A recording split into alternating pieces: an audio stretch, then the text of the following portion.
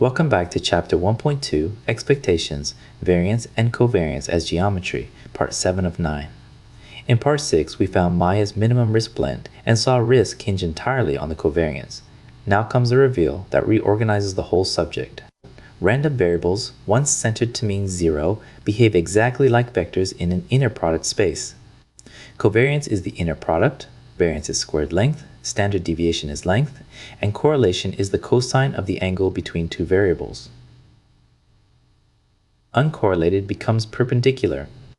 Here is the dictionary. Recall from geometry that for two ordinary vectors, the dot product equals the product of their lengths times the cosine of the angle between them, and the dot product is bilinear and symmetric.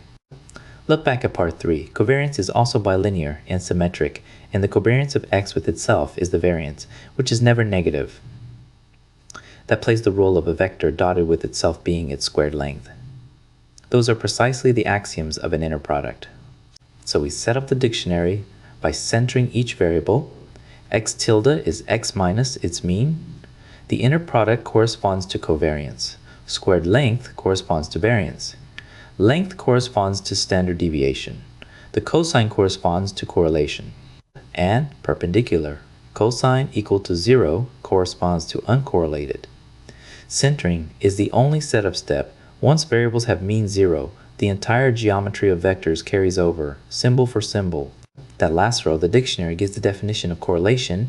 It is covariance rescaled by the two standard deviations, so the units cancel and only the shape of the relationship survives. Correlation, rho, equals the covariance of x and y divided by the product of their standard deviations. Because it is a cosine, it is a pure number between -1 and 1, and the angle theta between the two variables satisfies cosine theta equals rho. Two perfectly correlated variables, rho equals 1, point the same way, angle 0.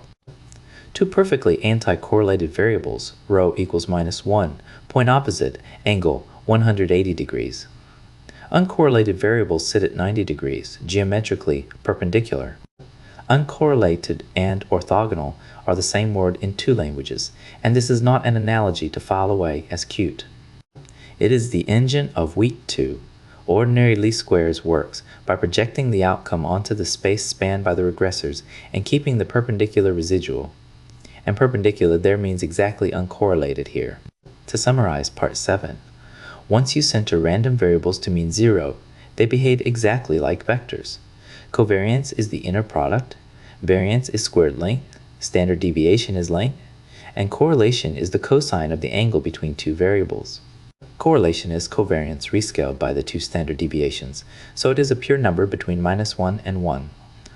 Uncorrelated means perpendicular, the same word as orthogonal, and that equivalence is the engine of next week's regression, which keeps a residual perpendicular to the regressors. In Part 8, we see that the fact correlation never exceeds 1 in size is nothing other than the Cauchy-Schwarz inequality, and we prove it with a non-negative parabola.